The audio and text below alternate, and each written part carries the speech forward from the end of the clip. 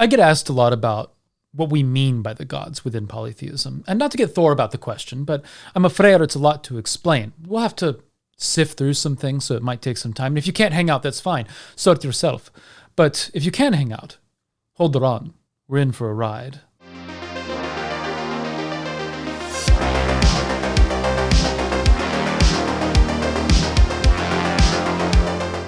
Low-key, that was a pretty solid opening. Heathens are often asked what we mean when we say that we're polytheist, and often it's by someone who has imported into the conversation the concept of the Christian God, an omnipresent, omnipotent, omniscient, and often omnibenevolent deity. And what's worse, these words will often change in their application as the conditions change or as contradictions appear. And those unfamiliar with polytheism or heathenry will often just take this concept and assign multiplicity to it when someone says they're polytheist. And that's not what polytheists generally believe. Or another assumption will be that the gods are physical, that there is a location in which they sit, such as the notion that Hellenists believe that the gods are sitting on top of Mount Olympus, or that Thor is some guy somewhere with a big hammer. This also isn't what polytheists believe.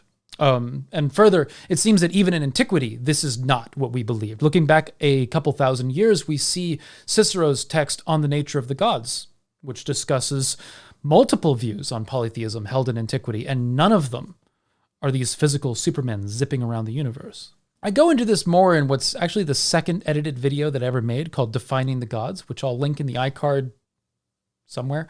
But I'll give a brief explanation of how polytheists seem to see the gods and some of the properties that these gods seem to have in common. If you want a deeper dive there, though, I suggest checking out that earlier video.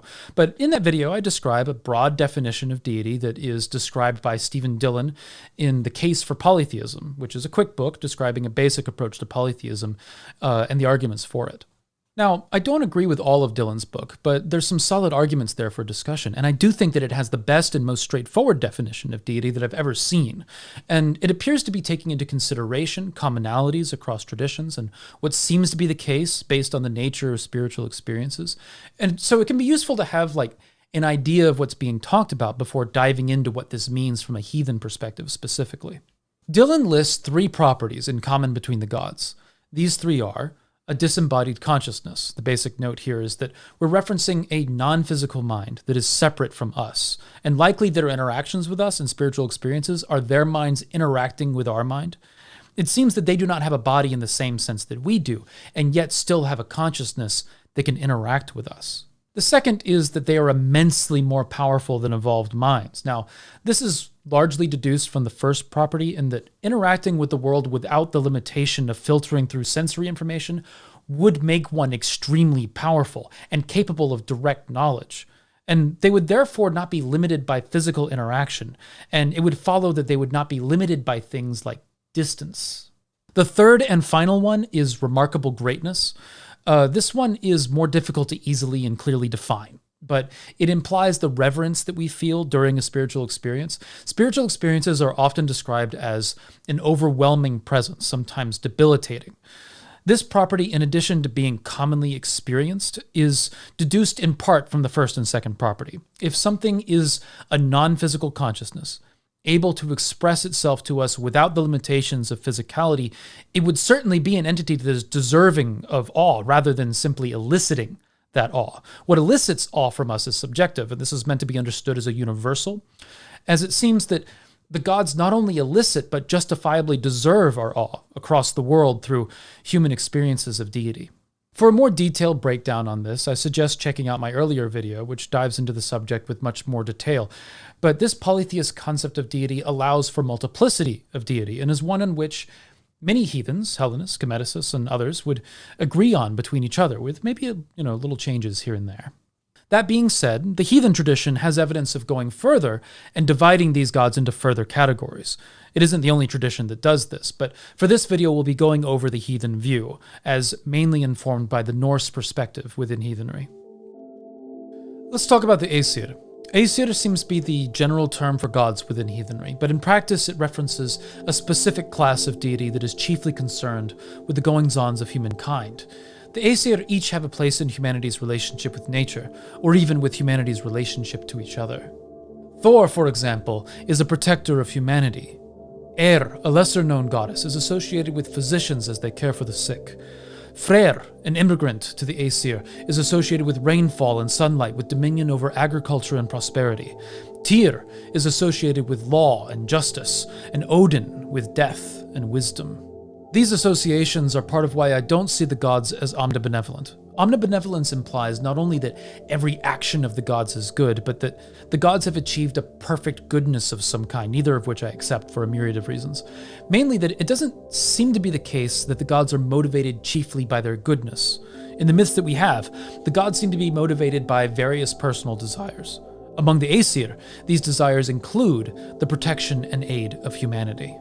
Their desires are not limited to this, of course. Many of the Aesir act in their own interests at various times for various purposes, but it does seem that what unites the Aesir specifically is their interest and involvement with humanity and their desire to preserve an ordered universe to sustain life, such that they are willing to make sacrifices and dangerous compromises to ensure that this is the case. Because of this, when heathens refer to the gods, they often mean the Aesir. Next, we should probably talk about the Vanir. The Vanir are a categorization of gods that seem distinct from the Aesir, though some gods that are considered Vanir are also Aesir. In fact, all of the named Vanir are also Aesir. In our legends, we have named among the Vanir the fertility gods Freyr and Freya, whose names translate to Lord and Lady, and there is also Njorthr, god of ships. There is also a fertility goddess of the continental heathens mentioned in Germania by Tacitus, written 1,000 years before we ever see the Vanir mentioned, named Nerthus, who is often included among the Vanir because her name is related to Njorthr, and it is possible that they could be siblings and or consorts, or possibly even the same deity. But while she is considered Vanir by modern heathens, it is never explicitly mentioned that she is.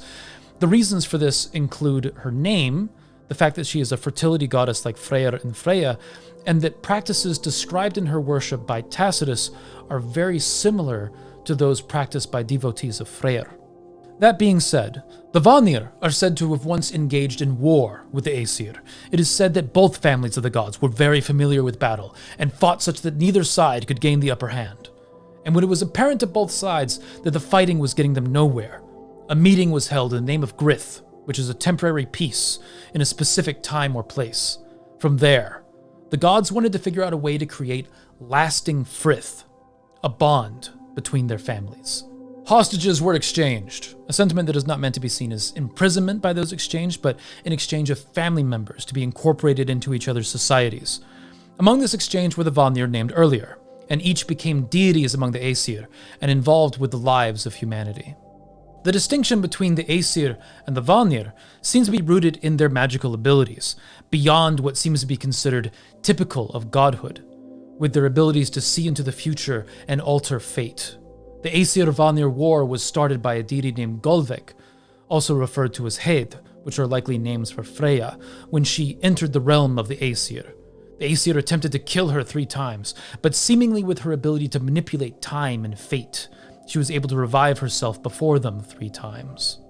So we can see that though we don't understand much about the Vanir, beyond the characteristics of those who became Aesir, we can know that even among the gods, they are seen as particularly powerful and mysterious.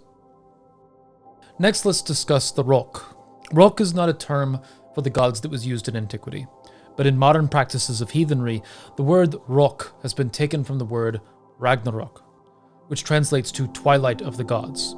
A literal translation of Ragnarok would be something like Twilight, Judgment, or End of Those Who Reign, in this case, the gods. Modern heathens who practice Rokkr, or utilize it as a perspective, are those who revel in the twilight, or follow the gods that seem to have one foot in the light and one foot in the darkness. This results in practitioners who follow the gods considered controversial by heathens who might have Christian-inspired conceptions of good and evil. This category contains Loki and his children, Jormungandr, Fenrir, and Hel, all seen as deities that straddle the line between light and dark. Fenrir's story is one that people often sympathize with. Hel is seen as a misunderstood and unjustly vilified goddess of death, a position I agree with, by the way. And Jormungandr might be seen as a necessary being with a mysterious nature. Loki, too, is seen as a misunderstood outcast and therefore a friend of the outcasts. This modern category is not limited to the non-Aesir. Loki is considered Aesir, for example, if a controversial one, but sometimes it also includes the winter goddess, Skati, because of her history as a Jotun. Oddly enough, I don't see Aegir mentioned, but that doesn't mean he's not included in this categorization by some. And there are some versions of this categorization that include some Jotun that seem to straddle the line themselves. Logi of wildfires and Kari of wind and violent storms, for example, might be classified as Rokkr. The point of this categorization seems to be a response to a modern cultural attitude, not a historical classification. But that doesn't mean it's not a valid classification or that we can't learn from it. Personally, I feel that examining what is considered Rokkr by some and why has been a way to understand perspective and how narratives can be turned on their head if told from another perspective. Understanding the perspectives of the Rokkr, even if you're not interested in following them, can help you understand the nature of bias and get you to think twice about judgments that you might make. Let's talk about the Dwarves and the Alfar, which are pretty interesting. The Dwarves and the Alfar, or the Elves, show up a number of times in the Eddas and Sagas, but do not have a consistent description with respect to what they are, or where they're from, or what those terms even mean in the first place, though they do seem to have a presence on the altars and in the rituals of heathens, both modern and historic.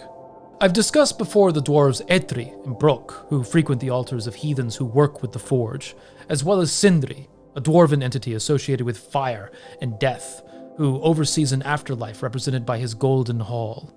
These three dwarves are a common presence in heathen spirituality.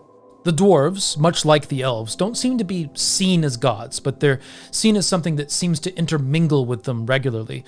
Even though they might fit Dylan's definition of deity, they might sit on altars, sacrifices given to them with the goal of reciprocity, it's hard to accept an argument against their being considered deities, but the assignment to them is controversial within heathenry. The Alfar, though, have a complex history as far as their identity. Some stories reference them as beings of light in an ethereal kingdom ruled by Freyr. Others, a human kingdom that eventually became mythologized, and still others being heavily associated with land spirits, though there is one story of a skald stopping by a heathen household during the conversion period, and the woman there wouldn't let him in. She seemed to attempt to scare him off by swearing that she was holding an alphablot, suggesting that she was making sacrifice to the Alfar. There's a number of things that this story could mean. Odin gets mentioned, suggesting a possible connection there, but not much is known, and it could have been as simple as an edgy statement from a pagan disinterested in dealing with missionaries that day. Let's move on to the land spirits and the ancestors. Typically, the landwights or land spirits or landvetir and the ancestors would not be considered gods, but under Dylan's definition, they could fit. The distinction here seems to be remarkable greatness, and there does seem to be a sense of place with respect to land spirits, but that doesn't mean that it's because of a limitation. There was strong veneration of the ancestors. We have multiple records of sacrifice and reciprocity with people of popularity or influential members of the family. Adam of Brennan, a Christian scholar, recorded heathen behavior around ancestor veneration as worship. Some humans, usually kings, became elevated to a status similar to that of godhood after death. It is sometimes argued that this was historically the case with Freyr, a complex deity that seems to fall into multiple categories here, as he is a deity that is often claimed to be the ancestor of kings. The most analogous Christian perspective on ancestor veneration would be the Catholic veneration of saints, though it's not a perfect analogy. Prayed to, asked for aid, sometimes offered to, but not exactly worshipped in the same way as the gods. Though, as often seen with saints, it is easy to misconstrue if you're only looking at it from the outside. Beliefs in the land spirits, landwights, landvetter, varies between heathens. Some see the animals themselves as land spirits. Others hold that they are the spiritual protectors of nature. And there are beliefs that are compatible with both of these statements. Whatever the case, the belief in land spirits and reverence for them is recorded in Icelandic law, in which the figureheads of monsters on ships were to be removed before approaching Iceland so as not to offend or scare the land spirits. This was because, to heathens, the friendship and reciprocity between them and the land spirits is valuable. We hold that nature is alive, sacred, and worthy of reverence, and the sagas are filled with stories of helpful land spirits delivering omens, guiding the way home. As such, sacrifice is given to them, and reciprocity with them is seen as valuable. This shows the strong sense of animism that appears in heathenry. It is often forgotten that heathenry is this strongly tied to animistic perspectives, and that reciprocity with the land spirits is arguably just as valuable as that with the gods, if not more so, as you feel the direct consequences of your interaction with the land and the animals around you. I guess we should talk about the Jotun. Trolls, Jotun, Thurs, giants, these words are used inconsistently and translated multiple ways, and the rules between them seem to differ. But these are the words that seem to reference those who oppose the gods. Chaotic forces, some of which that wish to bring about the end of the cosmos, or the disruption of order. The word Jotun seems to be most directly related to the word devourer, suggesting that these beings are marked by their desire to consume and destroy. And there seems to be a constant struggle between the Jotun and the Aesir. The Aesir seem to have a desire to delay devastation and preserve order, where the Jotun don't seem to see value in these acts. With some, such as Vanir and Asatru, that might even have opposing desires, and are even recorded as destined to bring about the eventual end of the cosmos. This is not a hard and fast rule among the Jotun, however. Some are seen as friends of the gods. Aegir, for example, with his famous devouring jaws destroying ships at sea, is a friend of the Aesir, and he is recorded as holding gatherings for them and providing for the Aesir's host, lighting his halls with gold from his hearth. Though he is a Jotun who devours ships at sea and is wedded to a death goddess, he walks the line of what it means to be considered a Jotun. The Jotun vary by individuals. Some of them are seen as far older than the Aesir, primordial beings that have existed since creation. Some, such as Asatru, are seen as an ever-present threat, whereas others, such as Ymir, are long gone since they lost their struggle with the Aesir. In Ymir's case, his body was turned into the creation that we see around us. Some see the Jotun as misunderstood or even unjustly vilified and engage with them in their praxis. Whether or not this perspective would have existed in history is anybody's guess, but it doesn't seem that it would have been very common if it did. However, those who experience this path might agree that the Jotun are aggressive, and that reciprocity with them is often a relationship of placation, but resulting in strength. I guess we should finish off by talking about the gods beyond heathenry, shouldn't we? So what about other deities? Clearly, heathens are aware that we're not the only religion, and that there are gods beyond heathenry, such as Zeus or Yahweh. And this isn't something that necessarily concerns us heathens. We're polytheists, and that means that we believe that there are many gods. So obviously, there could be gods beyond those in our stories. Whether or not they would fit into one of the above categories is largely a mystery, and we tend to let individual traditions label their own deities on their own terms, rather than map our beliefs over theirs. But when discussing the argument for a deity that seems to require such a response, such as the Christian god, the heathen, or really any polytheist, can look at a Christian and acknowledge to them that their god exists, but he doesn't seem to be the only one, and if he does exist, he likely doesn't have all the properties that they assign to him, such as omnipotence, omniscience, and the like. For the heathen, it's not really a problem that there's a sect of people that believe their god is like Tigger, that he's the only one. However, the problem does seem to arise when those people are trying to tell heathens that their experiences with their gods are demonic because they think that there's only one god. In this sense, heathenry can be perfectly tolerant in acknowledging the experiences and spirituality of a Christian, even if they don't agree with them on their theological claims. But the Christian can have difficulty giving that same respect and reciprocity. This is one reason why heathens can be more accepting of pluralism in society, an acceptance and consideration of multiple religious perspectives, including the lack of religion in society, even in civic affairs. Whereas the response to Christianity often has to be secularism, which is the separation and exclusion of religious perspectives from civic affairs. So, the categories of heathen gods are fluid, they're complex, and they don't quite fit as neatly into boxes as might be implied by popular discourse. In fact, I think that the deeper you get into your studies on mythology and culture as a Reconstructionist, the more you might find that Apart from being an easy shorthand, these categories might not matter as much as they appear to. But, regardless, none of them are quite as simple or dismissible theologically as a quad omni singular God who is somehow not evil, but the creator of all things, including evil. Nor do they really neatly fit into the idea of being these perfectly benevolent beings that solely exist to interact with humans. As our relationship with the gods and our own practices develop, so does our perspective on theology, and we see the myriad of gods and the variety of their motivations, and how they relate to us, until we come full circle, and the cycle of reciprocity itself becomes the focus. The utility, or lack thereof, of these categories is a topic for another video, but for now, it's safe to say that we don't worship a bunch of carbon copies of the often contradictory image of the Christian God. There is a tendency to assume that the world's religions all use the same building blocks, just arranging them in different places, and that the concept of God that one might be familiar with is the concept of God that shows up everywhere else, and that if that's not the case, then it must be some simplistic concept that's easily dismissed, and this just simply isn't true. And if nothing else in heathenry is easily defined, that much is clear to me, and hopefully it's clearer to you too.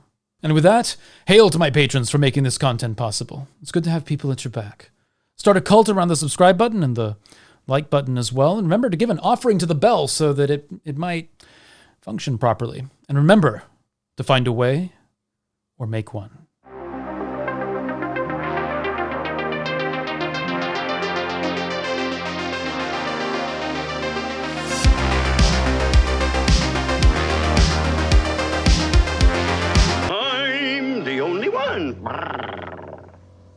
Then what's that over there? Huh? Oh, hey, look.